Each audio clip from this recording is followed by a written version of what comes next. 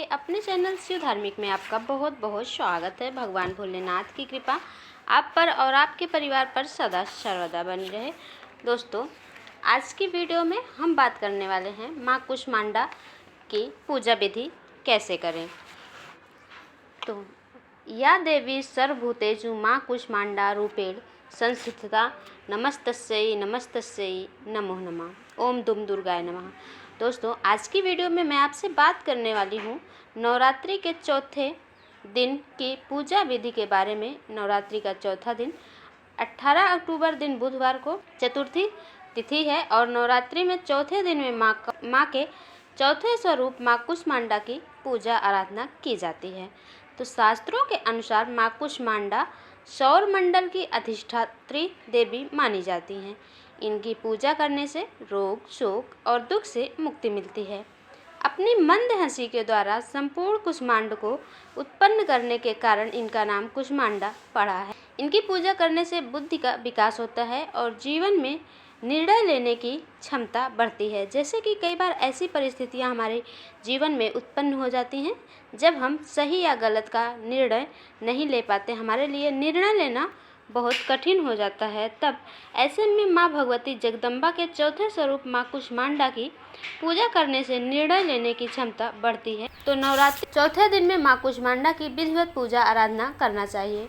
नवरात्रि के चौथे दिन की पूजा अत्यंत आवश्यक है। और हाँ, आज के वीडियो में मैं आपसे कुछ सरल एवं अचूक उपाय शेयर करूँगी जिसे कर आप अपने जीवन में आ रही बाधाओं, अपने काम में आ रही बाधाओं और कष्टों से मुक्ति पाएंगे। तो इसलिए आज की वीडियो बहुत ही महत्वपूर्ण होने वाली है। वीडियो को अंत तक ज़रूर देखें बिना स्किप किए। और वीडियो अगर आपको अच्छी लगे, आपके लिए उपयोगी हो, तो वीडियो को एक लाइक तो ज़रूर करें, क्योंकि आपके लाइक से मुझे पता चलता है कि मेरे द्वारा बनाई जा रही वीडियो आपको पसंद आ रही है, आपके लिए उपयोगी है। अगर चैनल पर नए हैं, अभी तक चैनल को सब्सक्राइब नहीं किया है, अगर आज की वीडियो आपको पसंद आए तो चैनल को सब्सक्राइब कर लें, बेल आइकन को प्रेस कर लें। इससे ये होगा कि इस चैनल पर अपलोड होने वाली वीडियो की नोटिफिकेशन आपको सही समय पर प्राप्त होगी। तो दोस्तों, चलो बात को आगे ना बढ़ाते हुए बात करते हैं माँ कुष्मांडा की पूजा विधि। देखिए, आप सुबह सूर्योदय से पहले उठ जाइए, क्योंकि पहले तो आप ब्रह्म मुहूर्त में उठ जाइए, क्योंकि ब्रह्म मुहूर्त में उठने से सबसे अच्छा होता है। यदि आप ब्रह्म मुहूर्त में नहीं उठ पा रहे हैं तो आप सूर्योदय से पहले जरूर उठ जाइए, स्नान आदि कर लीजिए।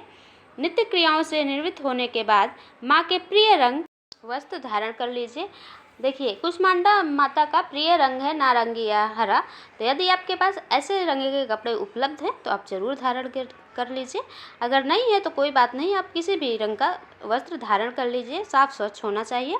दोस्तों, सबसे पहले आप भगवान सूर्यदेव को जल अर्पित करें। उसके बाद आपने जिस जगह पे माता को स्थान दिया है, जिस जगह पे माँ की आप पूजा कर रहे हैं, वहाँ आ जाइए। आप आसन बिछाइए, आसन शुद्ध हो, आसन पर बैठ जाइए और अपने हाथ में थोड़ा सा जल, गंगा जल हो तो अच्छा है, नहीं तो शुद्ध जल लेकर आप खुद पर और वहाँ रखी पूजा की सामग्री सारे देवी देवताओं पर जल छिड़क कर शुद्धिकरण कर लीजिए। दोस्तों, पूजा करने से पहले शुद्धिकरण करना बहुत ही आवश्यक माना जाता है। शुद्धिकरण करने के बाद आप माँ के सामने शुद्ध देसी घी का दीपक जलाएं। यदि शुद्ध घी आपके पास नहीं है तो आप तिल के तेल का दीपक जला सकते हैं। उसके बाद आप दीपक को प्रणाम कर लीजिए। वहाँ विराजित सभी देवी देवताओं को प्रणाम करने के बाद आप कलश की पूजा कर लीजिए। अपने हाथ में एक पीले फूल, एक पुष्प में हल्दी अक्षत लगाकर दीप देवता को प्रणाम करते हुए दीपक के पास अर्पित कर दीजिए। इसके बाद से आपकी पूजा प्रारंभ हो जाती है। सबसे पहले गणेश देवता की विधि विधान से पूजा अर्चना करें, पंचोपचार विधि से। उसके बाद कलश की पूजा करना है। नवग्रह यदि आपने बनाया है तो नवग्रह का ध्यान करके नवग्रह मंडल की पूजा कर लेना चाहिए। इसके बाद माँ दुर्गा के चौथे स्वरूप माँ कुष्मांडा की पूजा कीजिए।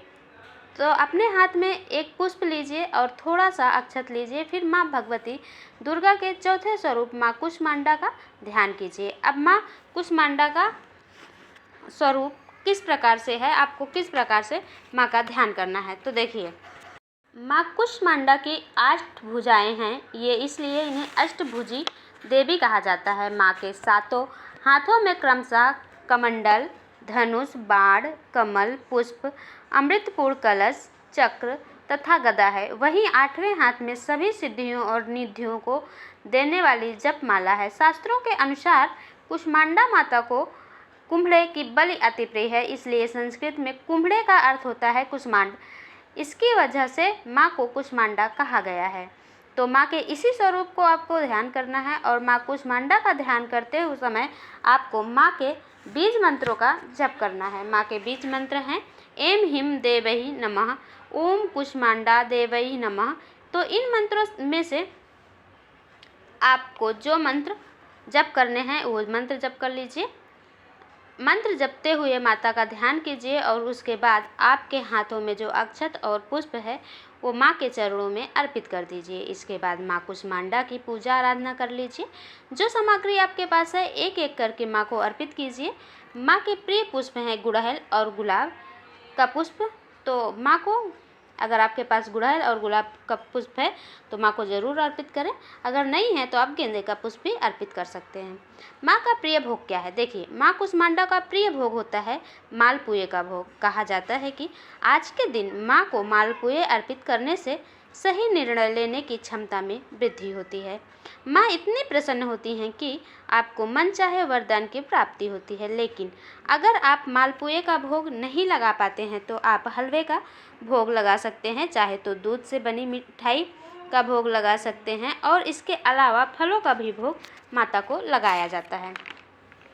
तो अपने इच्छा अनुसार, सामर्थ्य अनुसार भोग आप माता को अर्पित कीजिए। विधि विधान से पूजा आराधना कीजिए, मंत्र जप कीजिए और पूजा पूर्ण होने के बाद माँ कुष्मांडा की कपूर और लौंग से आरती कर लीजिए।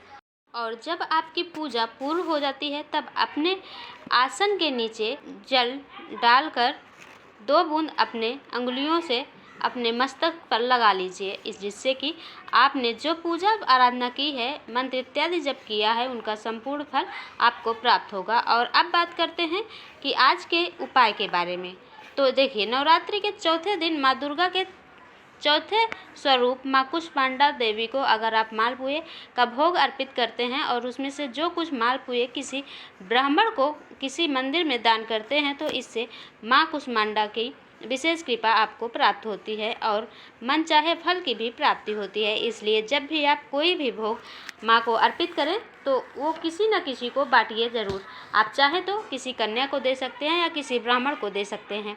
उसके बाद बचे हुए प्रसाद में से परिवार के सभी सदस्य ग्रहण कर सकते हैं। और इसके बाद इसके साथ ही आपको एक कार्य ज़रूर करना है, जैसे कि जब आप माँ को भोग अर्पित करते हैं, किसी भी वस्तु का भोग आप माँ को लगाते हैं, फिर उसके बाद आप एक पान के पत्ते में लौंग, इलायची और सुपारी रखकर माँ को अर्पित करना चाहिए। इससे आपको समस्त प्रकार की कामनाओं की पूर्ण होने का वरदान माँ से प्राप्त होता है। नवरात्रि के चौथे दिन माँ दुर्गा के चौथे स्वरूप माँ कुष्मांडा की पूजा आराधना सच्चे मन से करने से किसी भी प्रकार की आपकी परेशानी हो वो दूर हो जाती है और मनवांछित फल माँ कुष्मांडा से आपको प्राप्त होता है। और जो भक्त प्रतिदिन दुर्गा सप्तशती का पाठ करते हैं तो आज के दिन कौन से अध्याय का पाठ करेंगे? तो देखिए, आप पहले दिन पहले अध्याय का पाठ करते हैं और दूसरे दिन दूसरे और तीसरे अध्याय का पाठ करते हैं।